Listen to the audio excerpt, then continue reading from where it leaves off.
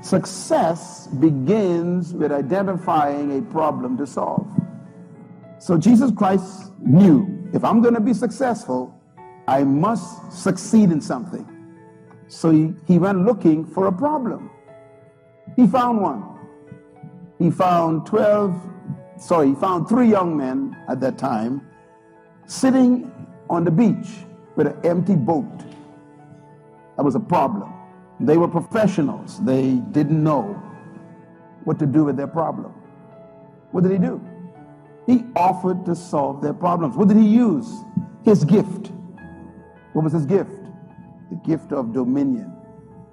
And he told them to go back out, wrong location, wrong depth, and net on the wrong side, and he solved their problem. Now, what happened after that? Do you remember what happened after that? It says, Peter said to him, "What manner of man are you?" In other words, you just separated yourself from normal men. That's what that means. We thought you was a normal person. Success begins with separating yourselves from the pack. What manner of person are you? Why? Because you solved a problem that we couldn't solve. You used the gift we didn't know you had. Immediately, he became celebrated. He became a celebrity. No wonder why they were willing to drop their nets, shut down their fishing company, and join him. Because he became what? Successful in an area of life. Therefore, he became influential.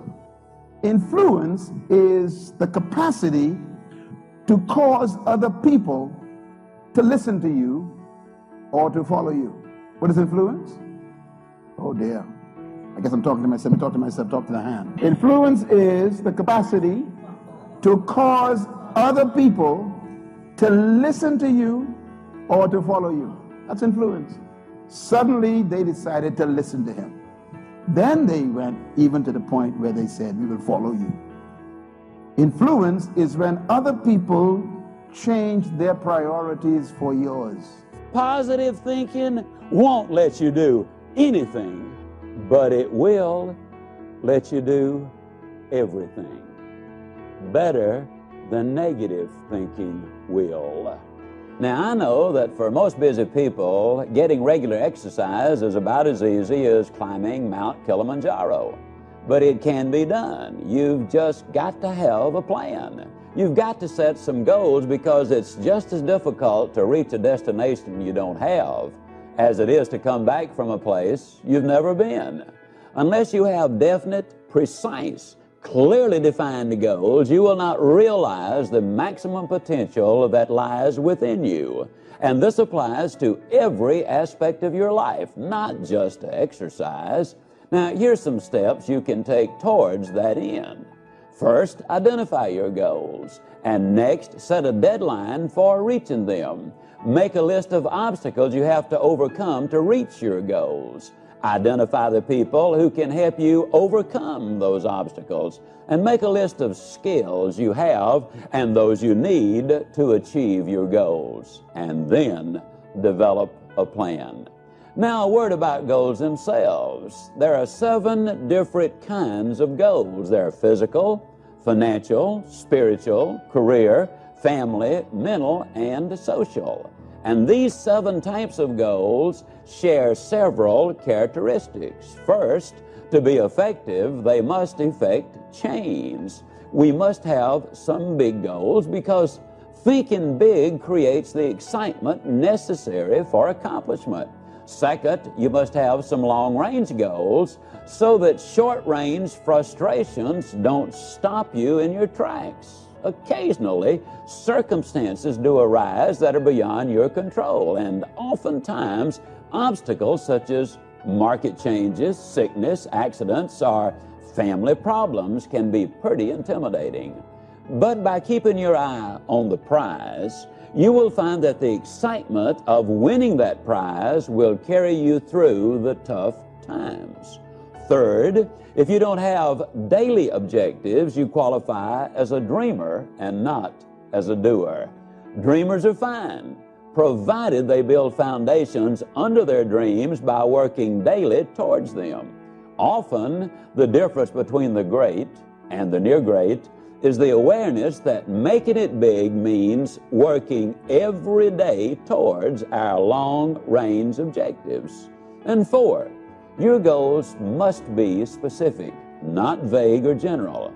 If you want a new home, for example, know every detail of that house. How many square feet, number of rooms and bathrooms, the shape of the living room, the type and kind of lot, its location. If it's a car you're dreaming about, picture the make, the model, the color, and every option you want it to have. You see, if you want to reach your goal, you must see it, be able to smell, to touch, and to taste it. Know how it looks and what it feels like in your own mind. Before you can reach that goal, you see, it is true that whether you think you can or think you can't, you are generally right. Many people lose things that matter to them, things that mean something to them. Recently, I spoke very highly about my father while he was in this world. But now my father is gone. And what hurt me the most is that I didn't have the chance to say goodbye. I didn't have the chance to travel to bury my father because of the crisis that we are facing in our society, in this world right now. But yet I'm here, yet I'm still alive, and yet I still got work to do in this world. Does it hurt? Am I grieving? Do I feel a little bit of despair? Absolutely. Absolutely, I feel that pain. Absolutely, I understand what it means to hurt. Absolutely, I feel like there's nothing else left in me. Because when I lost my father, a piece of me went with him. Now, that's not something to just be telling you. I'm telling you the reality of how I feel as a man, as a son, as a father, as a human being. No matter how strong, no matter how tough you think you are, you're gonna hurt. You're gonna feel that sense of emptiness. You're gonna feel that sense of loss. But the best thing about losing is to grow, is to feel it, is to understand it, is to fight through it. It's nothing on earth can stop your purpose if you just hold on to it. So I live not just for me, not just for my family, not just for the people that look to me, but I do it to honor my parents. It feels not the best of me right now because I don't have that mother to talk to. I don't have that father to talk to or to give advice. It's just me now. The people that mattered in my life, the people that gave me life are no longer in this world, but they exist in my heart. They give me a reason that they left a legacy for me to carry on. This doesn't mean that it's the end of me. It means that I have work to do. It means that I have to continue to push and go harder and go stronger. It means that I have to stay focused. It means that I have to stay faithful. Doesn't matter how strong or how weak you are, you must climb that mountain. Doesn't matter how many times you fall, you must climb that mountain. You may slip a few times, but you must climb that mountain. If you're looking over your shoulder and worrying about who's behind you, how can you focus on what's going on at the top of the mountain? So you slip, so you fall. But are you breathing? Can you feel your heart beating? Are you alive? Then keep climbing. Don't be worrying about what you can't control, but you can control your emotions.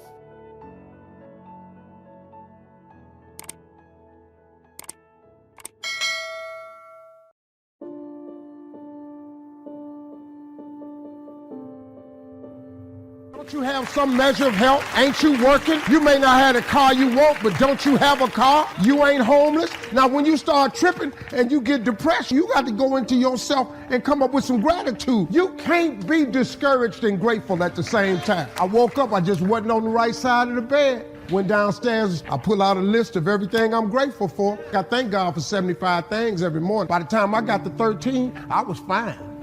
I'm alive, I'm breathing, I'm healthy. I'm finna go do a job. They finna pay me. My grandkids is healthy. My children is healthy. That's how you do it. That's how you come back. It works. Anybody can praise God when life is turning out the way you expected it, but it takes great faith to praise God in the middle of uncertainty, when things aren't coming together the way you strategize for them to be. Sometimes God will give you an anointing that's older than you. He'll pour you out something and then release unto you, and you will walk in a glory that exceeds your years. He'll give you a glory that goes beyond your experience. Young men and young women with old men's anointing on their lives. Imagine the worst case scenario. Visualize yourself being more than able and capable of handling it. And I used to have a tremendous inferiority complex about speaking before people because I'm not college trained. I used to feel that college people were the most intelligent people on the planet. And so I had to visualize myself speaking before various audiences that had more going for them than I did, and appreciate my own value and that I was a worthwhile person, even though I didn't have the money, I didn't have the education that they had. Seeing yourself being worthy, being capable to make you a worthwhile person, and that you're more than able. You've got to see it in your mind's eye and know that you've got what it takes. I must see in my mind's eye, see myself handling my fears. I'm more than able. Someone says, aren't you worried about your child? He's not getting better. Just answer, no, I'm not worrying. I'm abiding. I'm trusting. I'm believing. I know that God's in control. Well, you lost that big contract. Aren't you upset? No, I know I'm connected to the vine, to a supply line that will never run dry. Not going to live stressed. I'm abiding. I'm at peace. I know another opportunity is coming. What about the medical report? Doesn't look good. Yes, but I'm not moved by what I see. I'm moved by what I know. God is restoring health back unto me. I'm depending on Him. I'm relying on Him. I'm going to relax,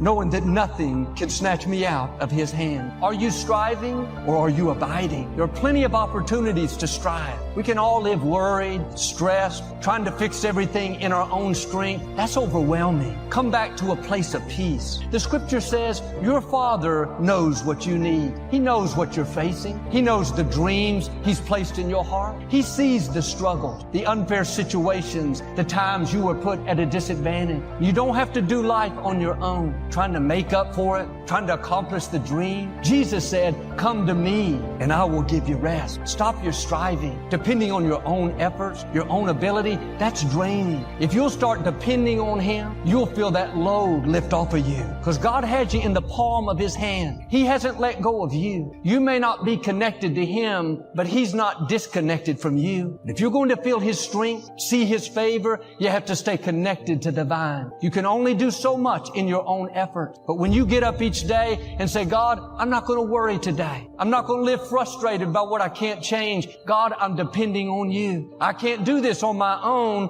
but I know connected to You, I can do all things. Connected to You, I can accomplish my dream. Connected to You, I will see this problem turn around. It's significant that Jesus used fruit in this illustration. We have some lemon trees in our backyard. I see the lemons out there hanging on the vine. They're just abiding. They're not struggling. They're not frustrated, thinking, why am I not growing faster? How am I going to change from green to yellow? I'm the wrong color. What if I don't ripen? I've never walked by and heard a lemon complaining. I've never seen a worried lemon. They just hang there drawing strength from the vine. They're not stressed because they know as long as they're connected to the source, to the vine, they're going to get everything that they need. And sometimes we wonder, how can I accomplish my dream? What if I don't meet the right person? What if I don't get this scholarship? No, as long as you're connected to the vine, you don't have to worry. It's not your job to figure everything out. There are things that you can't see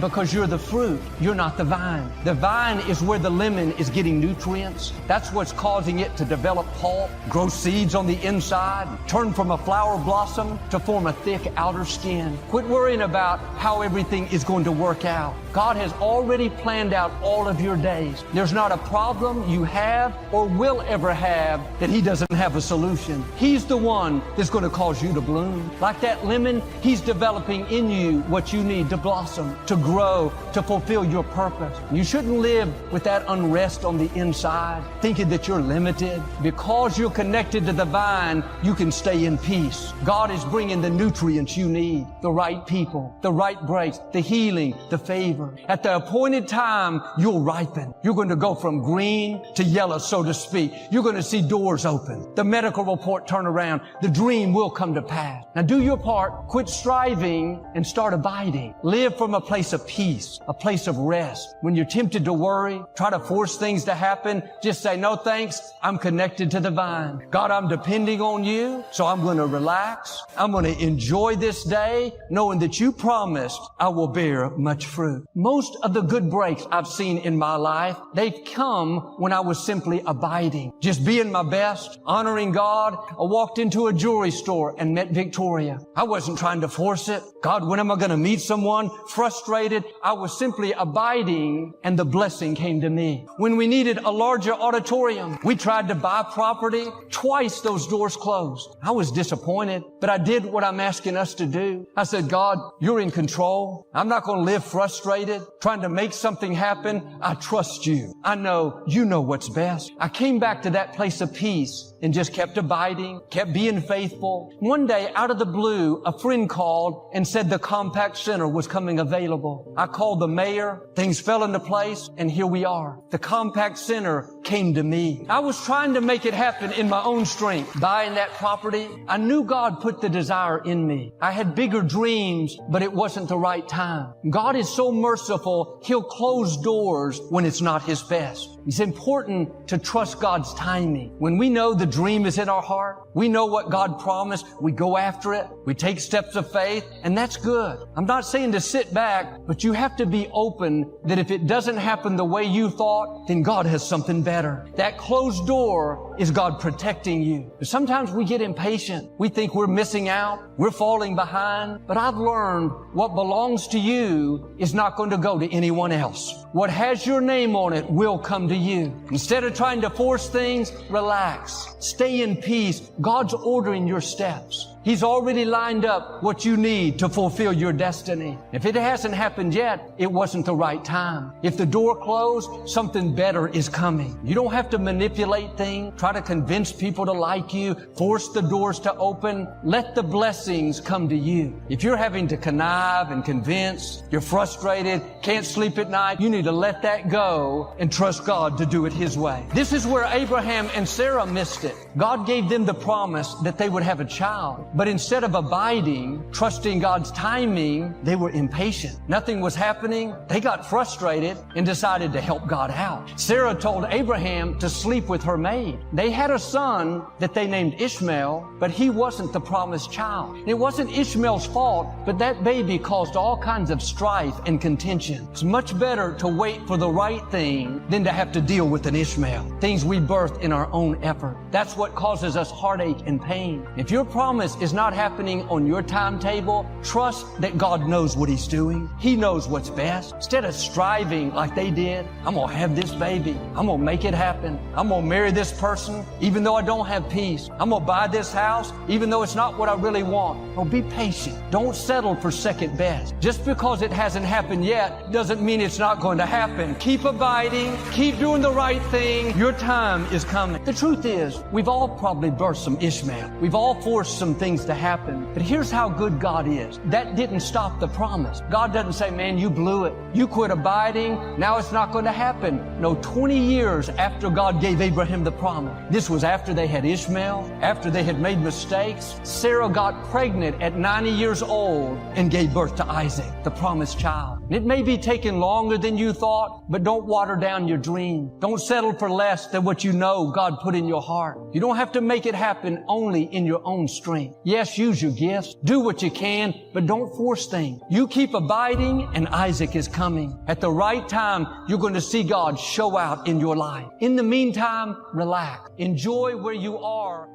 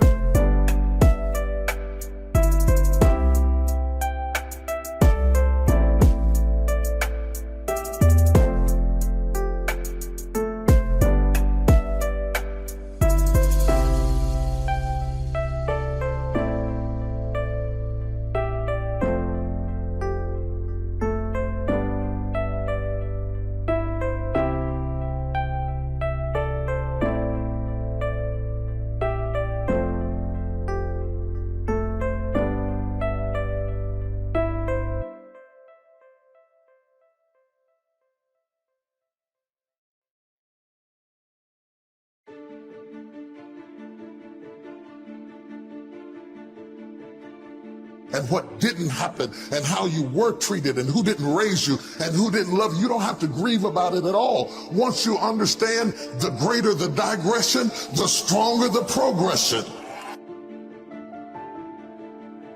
I'm telling you that a new house doesn't make a new marriage.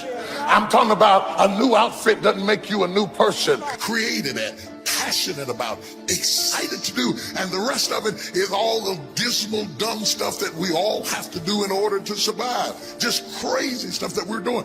Wonder what would happen if we would go from doing 80% of things that are busy but not effective. I'm a winner.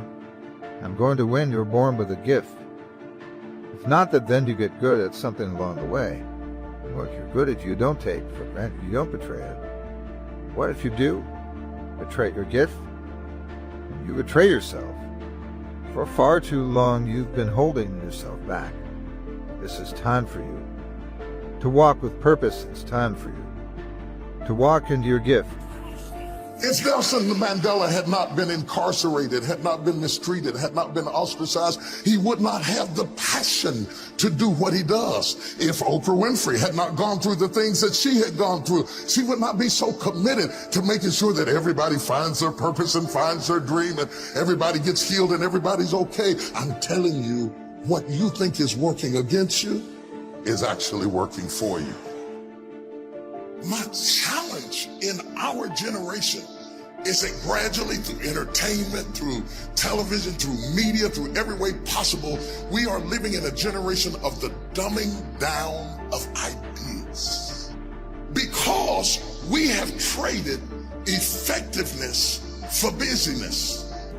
If all that you dream and scheme is about it, and life seems useless and worthless without it, and if you gladly sweat for it and fret for it and plan for it, and lose all your terror of the opposition for it, and if you simply go after that thing that you want with all of your capacity, strength and sagacity, faith, hope, and confidence, and stern pertinacity, if neither cold poverty, famish, or gulf, sickness or pain of body and brain can keep you away from the thing that you want, if dogged and grim you besiege and beset it, with the help of God you'll get it. You have greatness in you. What I'm trying to tell you, beloved, is that you can have a new year, but it don't mean jack diddly if you don't have a new mind. I'm telling you that you can buy a new car, but if you put the old man in a new car, you're still going to have the old experience. Statistics say we are busier than any other generation we have seen in the last 300 to 400 years. We are so busy. We are busier than a one-arm wallpaper hanger. We're just busy. We are just as busy as we can be, and we think because we're busy, we're effective. But I want you to challenge your schedule for a minute and ask yourself, are you really being effective? Or is your life cluttered with all kinds of stuff that demands you and drains you and taxes you and stops you from being your highest and best self? And are you substituting busyness and all the chaos that goes along with busyness from being effective? Let me tell you, a bunch of scientists got together and they began to do some research, and they begin to determine that 80% of the things we do are busy things that we do in an area that is not effective, that the average person only spends 20% of their time doing the thing that they are really gifted at.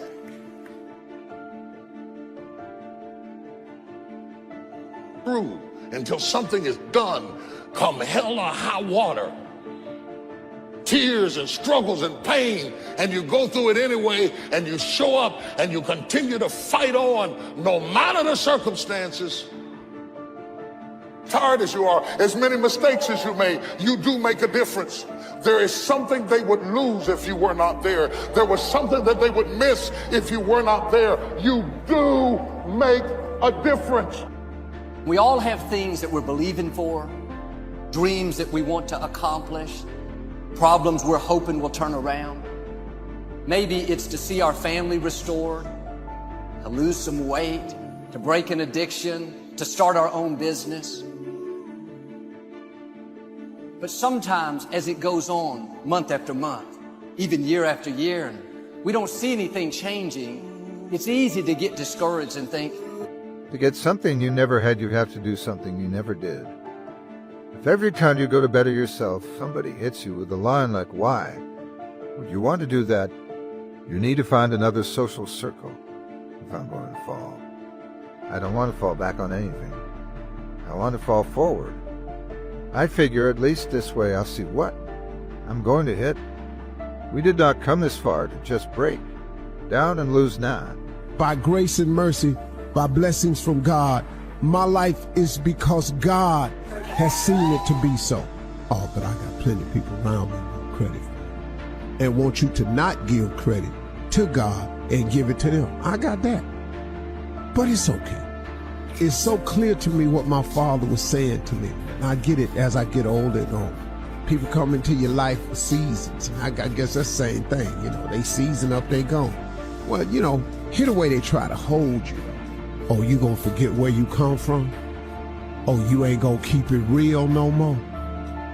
I don't wanna go back where I come from. I don't wanna keep it that real no more. It was real enough for me living in a car. I had enough of that real.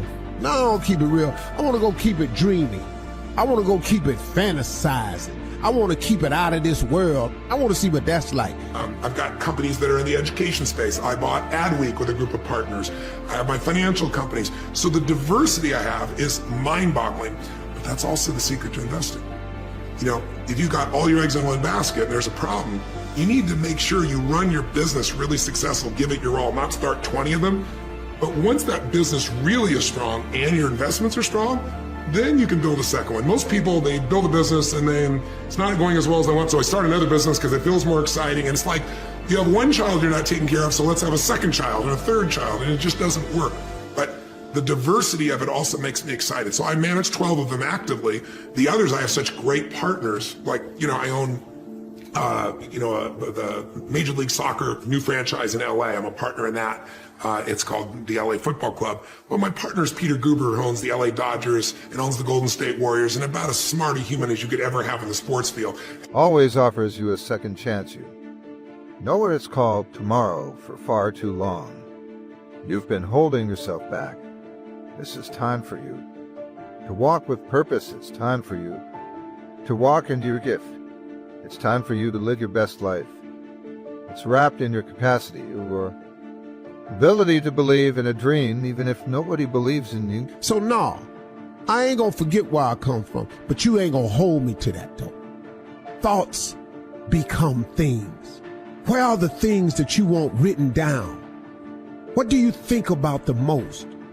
How grateful are you for what all God has done for you? Where you at with that? If all you thinking about is your debt, if all you thinking about is what you ain't got, if all you thinking about is every time I turn around I'm sick, if all you thinking about is the things in life that you're lacking, and if thoughts become things, how much debt you think you gonna stay in? How much lacking you think you finna fill your life with? How much more stuff you finna not have? Cause you keep thinking about it all the time. When you gonna be grateful? When you gonna say thank you? When it's gonna come out your mouth, man, that I may not be where I wanna be, but I sure am grateful for what you've given me so far. And then I bought, in the esports field, that's mind-boggling. We fill whole stadiums now with people watching people play video games. So I bought Team Liquid, which with my partners, with Peter and everyone else. And so, I mean, the opportunities are just amazing because I'm partnering with people who have skills that are the best in the world, and I'm bringing mine. And you combine them, you know, you get a greater impact. It's until you open your mind, open-mindedness creates that. We all shut down our mind. Like, for instance, when I broke the pull-up record, everybody around me who heard the pull-up record was 4,020 pull-ups. That's the first thing they did. Oh my God. 4,000 in 24 hours? Or yeah, it's 4,020 pull-ups in 24-hour period. Yeah. The first thing I did versus closing my mind and like, oh my God, that's crazy. I went and got a pen.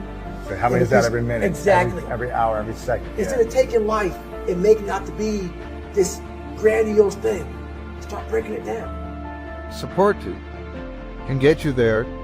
Put your goddamn head down and take charge here in life. true desire in the heart that it's that you have whatever it is you want to do, the thing that you want to do to help others, and to grow and to make money, the desire that that's God's proof to you, set before and already to vindicate that. It's yours. You can't get it because you want it. If you put in the work, they can't deny you. If you put in the work, they can't stop you. Be great, pursue your own version of happiness.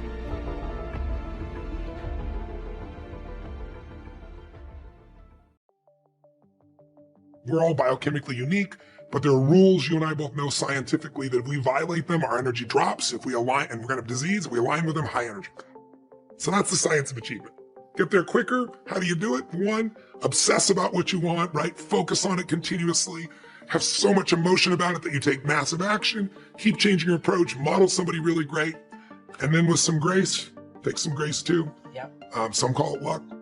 Some call it God. If you do the first 3 steps, that 4th step usually kicks you over. But the more important lesson, and the one that I'm obsessed by getting people's minds, and I really appreciate me planting the seed with everybody, the one that'll change your life more is the art of fulfillment. And I say the art of fulfillment because what will turn you on, excite you, fulfill you, is going to be different than this man here who I know is your friend behind the camera, and this beautiful lady here. It doesn't matter how close we all still are fulfilled by slightly different things. And so, what I really want is, I believe that success without fulfillment is the ultimate failure. And I really want people to be fulfilled even more so, because billionaires, that sounds ridiculous, but they're a dime a dozen. That's an exaggeration. Lots of people become billionaires. What's a hell of a lot more rare is someone who loves life every single day and stays happy when it doesn't go their way. There's nothing worse than an angry rich man. An angry rich man, you want to slap them. It's like they have every benefit in life. But that's what the human mind does. The human brain is 2 million years old, and this is not designed to make you happy. It's designed to make you survive. And survival, it does it by fear. So what the brain does is looks for, what do I need to fight or flight from? And so it's always looking for what's wrong. And our minds can take us over unless your heart is what's running you. So what I try to do is show people how to shift that. And I try to do it 2 ways. One is I jolt them. Now, one way you can do that is that about 2 years ago, we lost what I consider to be a national treasure, Robin Williams. Yes. How much did you enjoy or love Robin Williams? He was incredible. And when I heard that news, it was just like everything stopped. And it was devastating to think also that it's like. Well, if you think about it, here's a guy. I met him once. I was at a TED Talk, and he loved it, and it was my birthday, and he came, and he stood in a restaurant, surprised me, and started singing happy birthday to me as a Jewish woman, as a Russian, all these things. He was such a beautiful soul, and I've never lost to suicide, and I had no idea that years later that's where he'd be, and he never reached out to me. But here's why I bring it up. Here's a man that was a master of the science of achievement. He knew how to take whatever he envisioned and make it real. He wanted to have his own TV show. Everyone told him it was impossible. He did it. He wanted the #1 show, Mork and Mindy. He did it. He wanted a beautiful family. He did it. He wanted to make more money than he could ever spend. He did it. He wanted to make movies. He did. He wanted to make movies and win an Academy Award for not being funny, his #1 skill. And he did it, right? He wanted to make the whole world laugh, and he did it. And he didn't just kill himself. He hung himself in his own home.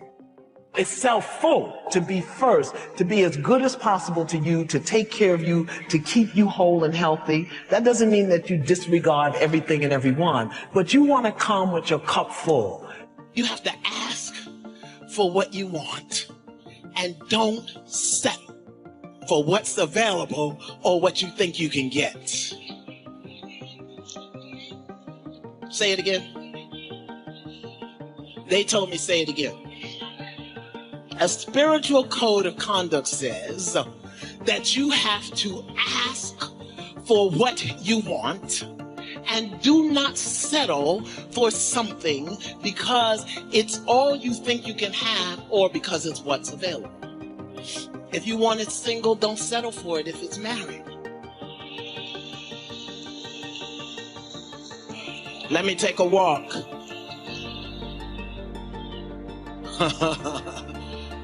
If you want it easy, don't make it hard. And if you want it hard, then you gotta work with it if it's not.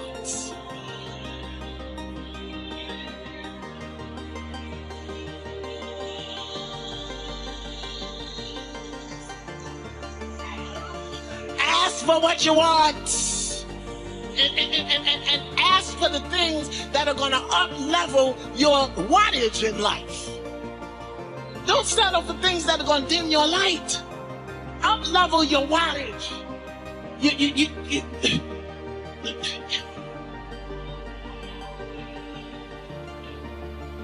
Sometimes our light be blinding us. Your light is so brilliant, it blinds you. The reflection of it shining back in your eye. And so you get confused. And you be holding on to things that do not reflect your own brilliance. Did you hear what I said? That your light, your gift, your talent, your truth can be so brilliant that it blinds you.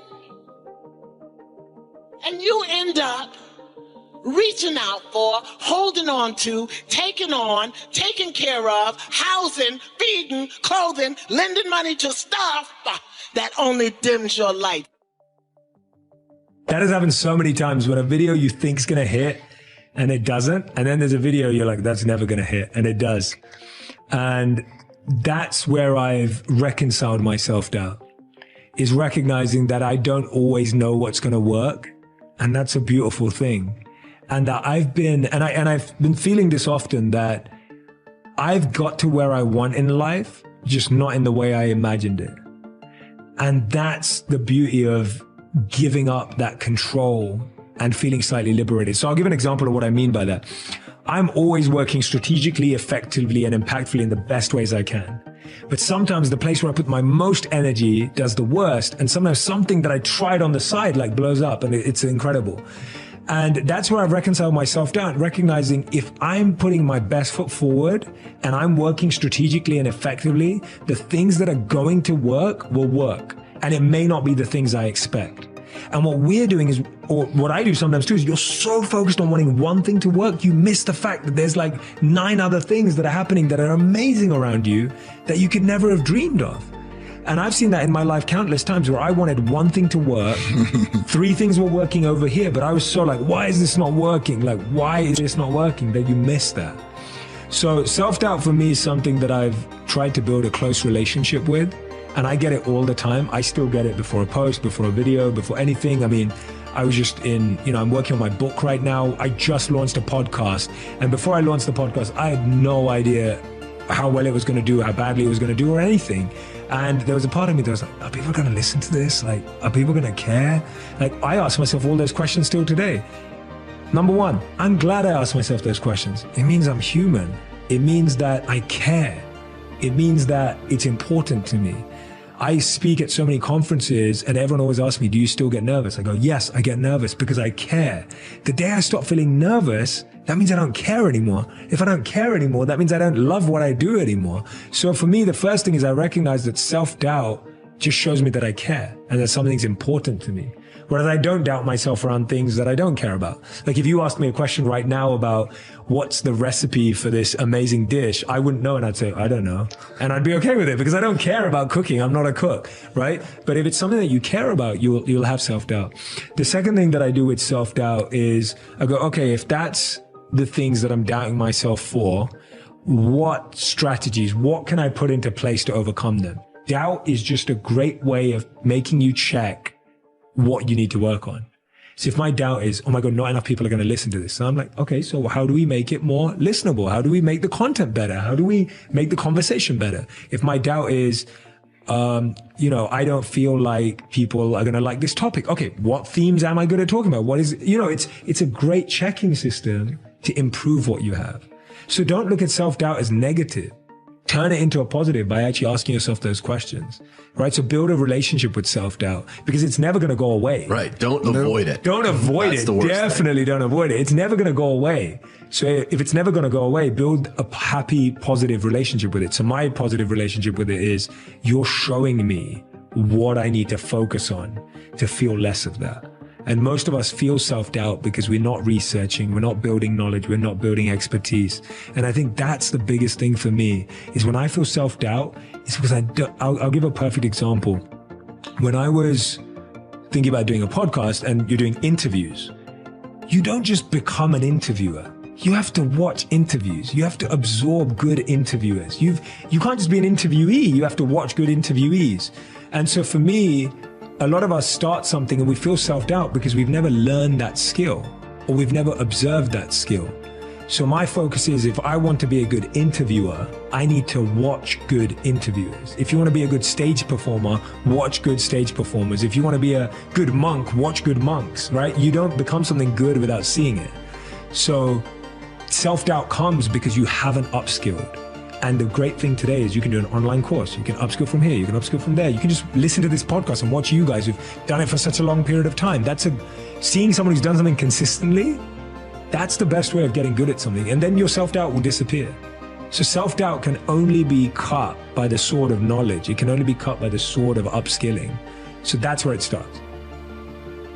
I kind of grew up in that space that is dangerous because it's like a slow asphyxiation, right? I grew up what I'd call like middle class, but probably the lower side of middle class too. So I think I've told you this, I think there's an advantage sometimes to growing up rich because you got connections and you see the right behaviors modeled maybe. When you're poor, a lot of my buddies that are successful now that were poor, they knew what they didn't want. They were fighting, they learned to struggle. They grew up sooner, right? They couldn't make excuses. They had to learn to be self-resilient. The middle's difficult because good's the enemy of great, right?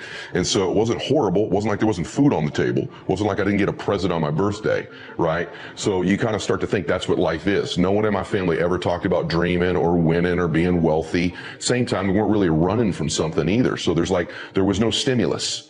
The stimulus when you're poor is to get out of there. The stimulus when you're rich is to replicate it. There was no stimulus from where I'm from. And so probably the rarest background when you meet somebody that's successful is the middle.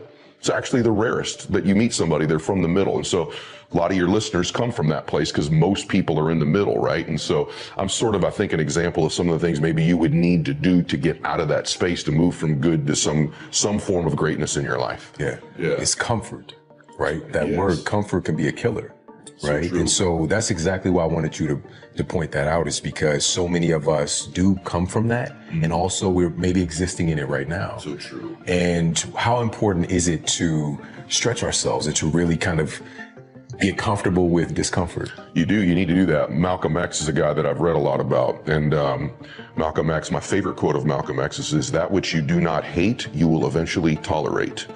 And so there has to be this point in your life where what you want is so much greater than where you are. You're in such discomfort. In other words, the gap between what you're dreaming of, what you're destined to do, what you're capable of, you're aware of it compared to where you are. That tension between the two has a pull power to it, right?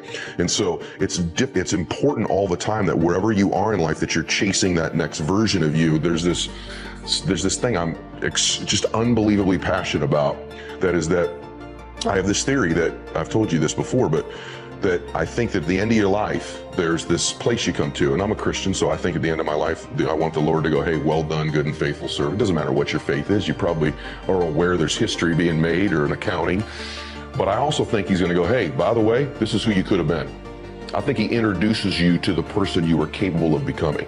I really believe that at the end of your life, you're going to get introduced to the person you could have been, you were destined to be, that he made you to be. And so I'm chasing that dude. Every day I'm chasing that dude. That's the pull power for me. Every decision I make, the things I go through in my life, whether I'm going to go to the gym, whether I'm going to make a phone call, how I'm going to eat, does it get me closer to that guy? Because I think the best end of a life is well done by the Lord, and you're identical twins with that person. The bad end of a life would be, I meet this man I could have been, and we're total strangers. I mean, we're just complete opposites. I know nothing about this guy. There's no familiarity at all. And it means that I went down these easy roads. I took the comfortable road. The comfortable road will never lead you to the person you are destined to be, ever in your life. And so I don't know if you don't become obsessed with chasing that person, you end up never meeting him.